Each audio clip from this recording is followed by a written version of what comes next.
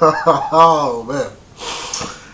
Oh Lord Jesus, I just got finished watching Ao Haru Ride, episode 5.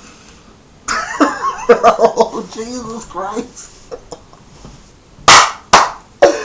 Oh Lord, I never would have thought that I would have saw a show that was just as emotional and so full of feels as Golden Time, but Lord, fuck, oh my God, man, like, just when I thought that the void that Golden Time left was not going to be filled, pause on that, here comes Ao Haru Ride, and oh my God, man, this show quite possibly could be superior to Golden Time.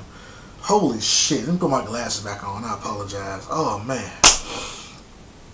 Oh Lord, this episode starts off with them going to a, they call it orienteering, but it's I think it's a scavenger hunt sort of thing, based on leadership, something like that. And they all starting to work together, you know, Futaba, Makita, Kyo, Morel, and Komanata, I think is his name. They all starting to work together and stuff, man, and it's just a real good, light-hearted episode. It's like, okay, they're starting to work together as a team. They're starting to do all this stuff together, man. You know, it's really good to see. They're collecting things together. We learned that Ko hates celery. You know, it was just real, real good to see. You know, I'm just kind of like, okay, they're having a feel-good moment, man. This is awesome. This shit. You know what I'm saying? This is cool. But then they get lost. You know, they get lost because Kominata said that you can just follow, you know, the side of the mountain based on what side the sun is on. You can kind of tell which way you are and all that type of stuff, which is actually true, but you have to be far away to kind of get that bearing down or whatever. It's based on the cardinal directions and all that type of stuff. So I was like, at least he's somewhat intelligent, you know. But they end up getting lost anyway, and a small argument started a little bit when, you know, Kyo was just like, hey, we lost, and then other guy was just like, you saying it's my fault? And Kyo was just like, no, I'm not saying that shit, I'm just saying we lost, you know. A little bit of argument there, but they moved past that shit, you know.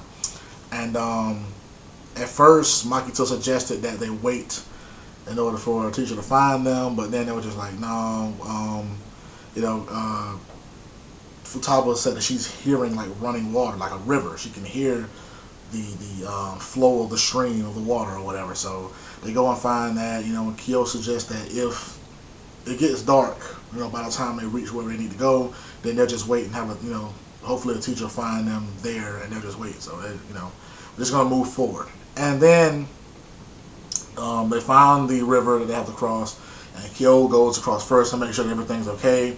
And they all go across the river, but Futaba slips. You know what I'm saying? She kind of sprains her ankle a little bit. That's not revealed until later on, but she slips and Kyo catches her or whatever.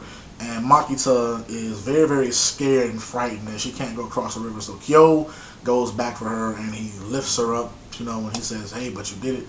Everything's fine, all that type of stuff, man. And as soon as I saw that scene with her face, now that threw, I ain't gonna lie, that was a straight curveball. That shit was a curveball, son. Like, I wasn't expecting it. When I saw her face, just the shot they had of him holding her hand, lifting her up, you know what I'm saying, they face to face, the look on her face, she just was blushing hard. I was just like, are we about to have a love triangle or a rival for Futaba? You know what I'm saying? Because that pairing was already there, Futaba and Ko. You know what I'm saying? They have the history, so I'm just like, okay, are we about to have a rival?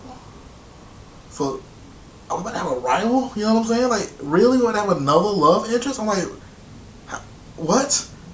And then it's gonna be Makita, Futaba's first actual real friend? Fucking really? I was just like, I don't know, maybe she ain't never been that close to a boy's face before. Whatever, I don't know. I was just moving past that shit. I really just chalked it up to, okay, it might be something there, but she might have just seen the earnest side of him or whatever, and she's not afraid of him anymore. Maybe she was scared of him, and she's not afraid of him anymore. That's what I thought. So I moved past that. So they all walking and stuff, and Futaba's ankle is really killing her, but she don't want to say anything. So she's walking real, real slow. And Kyo comes right up to her, he's like, your foot hurt, doesn't it? She's just like, no. And then he's like, listen, I know it hurts, okay? So at first they were going to wait for a teacher, and then Kominata was going to run, you know what I'm saying, ahead see if he can find one and come back. But Kyo was just like, nah, man, it might get dark. And then we all get separated. That'll be real fucked up because you'll be lost and we'll be lost in two different places. So let's not do that. So Kyo gives Kominata his bag. He's like, hold this. And he bends down. And he's just like, okay, I'll carry you. You know. And at first, Futaba was very reluctant due to the shyness of the situation. But eventually, she, you know, gets on his back and he carries her. And he said, Ko said something that was so fucking smooth, son. It was so smooth. She said, I'm heavy. He was like, yeah, whatever. And then she got on his back and he was like, wow, heavier than I thought. And she said, oh my God, she said, I don't want to be the one to drag you down. I'm so sorry I get down. He said, no, if you drag me down, that means that you're here. At least I know that you're there. That's what he said. And I was just like, wow, this motherfucker is jiffy smooth. You know what I'm saying? This like, he's so smooth. You can spread him on a piece of bread. You know what I'm saying? That's how fucking smooth this dude is. This motherfucker is smooth. You know what I'm saying? I was just like, damn. Only this character could turn a somewhat fat joke into, you know what I'm saying, a romantic, positive compliment based on love and strength and caring. You know what I'm saying? I was just like, damn. I need to write notes from this motherfucker. But then it moves on from that. And they all, you know, it ends up being, you know, a happy moment because they find their way there. Even though they come in dead last, they find their way there. And Morio and Makita are having, you know, side conversations a little bit based on Morio's reaction with Kyo's brother or whatever. Ko's brother. I keep saying Kyo, I'm sorry. With Ko's brother and shit. And you know, she's like, I haven't told anyone, don't worry, I never will, blah, blah, blah, blah, blah. And Futawa's feeling slightly left out, you know what I'm saying? But she knows enough to not pry, you know what I'm saying? She's like, I'm not going to pry into the conversation. If they want to keep that shit secret, whatever, you know? But Makita assures her, you know what I'm saying? Like, you are the first real friend I had. When you came and spoke to me, it made me so happy. So I'm going to make sure that you're not alone again, you know? And Futaba said the same thing. I'm going to make sure that you're not alone. And it kind of threw me for a loop because this is how my mind works, right? So this little scene, again, it's always, you know, stuff like that that girls can do, you know what I'm saying, that women can do. You know, holding hands, standing at each other, saying type of stuff like that. I never make sure that you're alone, that type of stuff. But it really fucked me up because I think, I might be mistaken, okay? I could be wrong. I think Yuri means girls love. I think. You know what I'm saying? I know that's a type of manga or a type of genre within a manga or a series. I think Yuri is when two girls love each other. So the fact that Futaba was saying that shit and then she was like, I never make sure that you're alone, Yuri, that kind of made me laugh a little bit. I don't know if that was intentional, you know what I'm saying, but it made me laugh a little bit because I think Yuri is the girl's love and Yahweh is the boy's love, right? They kind of made me laugh a little bit. That's just how my mind works. I might be immature. Fuck it, I'm sorry to say that. I might be immature. Not the music group. But then we go, you know what I'm saying, further into the scene or whatever, and Futaba is getting a drink of water from a fountain or whatever, and she sees Cole walking past, and he's outside. He just says, I'm out here just to watch, you know, the sunrise or whatever. And again, this was a beautiful line. This was a beautiful fucking line. She says that it's getting kind of light outside. You know what I'm saying? It's the time of the day where you don't know whether it's daytime or nighttime. You know what I'm saying? She said, this sky is just like you. I don't know whether you're nice, you know what I'm saying, or, you know, bad. Not bad, but I don't know whether you're nice or a douche. You know what I'm saying? That's kind of the way I can put it, you know. Mean or nice. I don't know if you're mean or nice. And he was like, well, that's the same. The same thing goes for you. I don't know if you're incompetent or competent, you know. And she was just like, both of us are like this sky. We are both just like this sky. You know what I'm saying? The early hour, midnight sky. And I was just like, fuck, another beautiful line of poetry, man. Like, that's beautiful to compare yourself to that Twilight Zone hour. You know what I'm saying? Like, you don't know what time of day it is. You're not even for sure whether it's nighttime or daytime, whether it's, you know, early morning or late night. You have no idea.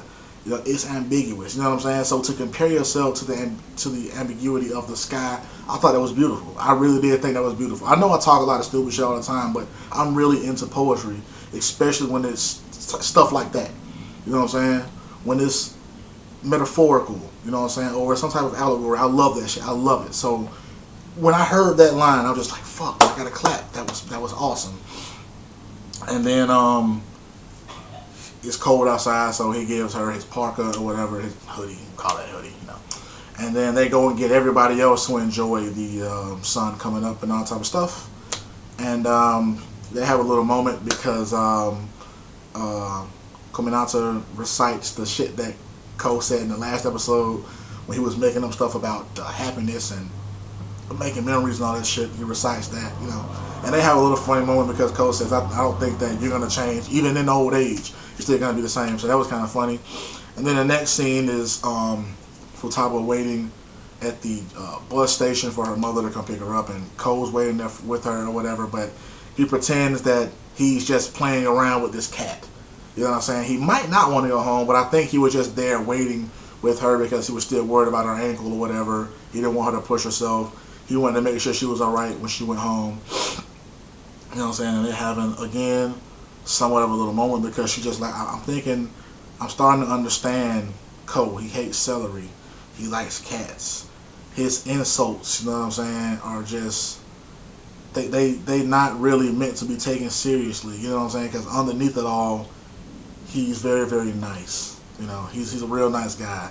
And that's what she notices about Ko. And I was just like, oh, okay, man, that's awesome. You know what I'm saying? That's cool as shit. And her mom arrives or whatever, and Ko leaves, the cat leaves or whatever. He walks away, and then she's just like, Ko, thanks for waiting. And he's just like, I wasn't waiting. I was playing with the cat. And then she smiled, and she said, I knew you would say that. And he smiled back. So I was just like, oh, shit, man, this is cool, man, you know. And she said, he's not the same Ko from back then. He's taller, you know what I'm saying? His voice has changed. But this 16-year-old Ko, I feel like I know him. And it's pounding in my chest. I know that I ... And I was just waiting on that love him or love you part. I was fucking waiting. I was just like, fuck. We about to get the confirmation that Futaba now loves Ko now. Doesn't matter. I was like, fuck yeah, we're about to get the confirmation. Then she gets an email from Makita, Yuri. And she's like, yeah, we had fun, and this was awesome. Even though we came in last, it was fun. I feel like we all closer now, and I'm not mad at Kominata-san anymore for eating my pudding and all that shit. And I think I've fallen for Mabuchi-kun, which is Ko. And Futaba just looks at the fucking text message, and the episode goes off, and I was just like, bitch. I was like, what the fuck, son?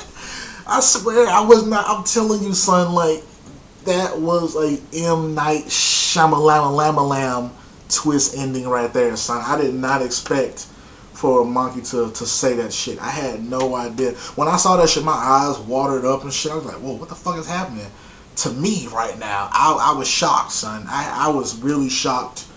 That threw me for a loop. Oh my god, this series is gonna be so fucking legendary, son. Like, to me anyway, because I'm a big fan of the romance stuff, man. It's gonna be up there. You know what I'm saying? I'm telling you, man. I got a feeling it's gonna surpass Golden Time, man. The last episode of Golden Time kind of made it into an 8. Could have been a 10, but it made it into an 8. This shit is already on that 10 status. You know what I'm saying? So like, the only thing I'm telling you, it's gonna be up there. It's gonna be up there, man. With this little curveball thrown in there, you know what I'm saying? Because it's a fucked up duality though, man. Because that's Futaba's like first real friend, and Futaba is Makita's first real friend, and now she think that she's falling in love with Ko, who is Futaba's first love. You know what I'm saying? I'm like, whoa, that's hard right there, son. Like, that is a difficult situation to be in, son. So you gotta really just put yourself in these characters' shoes, man. Like, how would you accept that shit, man? How would you accept it? Because I know some people might be thinking like, well, shit, if I just met him, I wouldn't give a fuck about the friend. You know, if I just met my friend, I wouldn't give a fuck. But it's just like, you know, when you meet somebody right off the bat, if y'all energies click, man. You know what I'm saying? You just know right off the bat. I got a dude that I just met, you know what I'm saying? I met this guy probably like 2 years ago. After college or whatever, man. He was a friend of a friend. I didn't know him. He didn't know me. We just both happened to just enjoy anime. That's how it came about. We both enjoy anime. He told me about Blue Exorcist.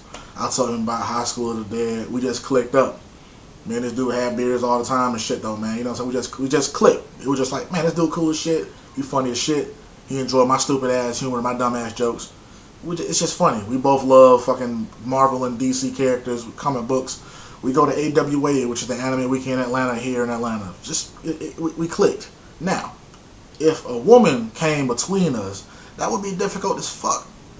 Even though I just met this guy 2 years ago, that would be difficult as fuck. I'm just like, wow, this dude is like a true friend to me, and this woman is a woman who I love. So throwing that shit in the mix would be like, that would be catastrophic for me. You know what I'm saying? That would be fucked up. So I'm looking at this anime, I'm just like, wow, that's some difficult shit to process, man. Especially if, in Futaba's case, she had tried to put Ko aside for the past 3 years, then she saw him, and now that shit is rekindled. You know what I'm saying? Mahito had been pursued by boys all this time, which has made her become alienated by women. You know what I'm saying? Ko is not going out of his way to try to pursue her. So the first real nice boy that she meets just happens to be the same one that her first real friend is in love with. Let that sink in for a minute, guys. Let me know what you think about this series, though, man. I am loving this shit. You can't tell right now. I'm loving this shit, though, man. Let me know what you thought about this episode in particular, man. Vashes and Pete, man, gone.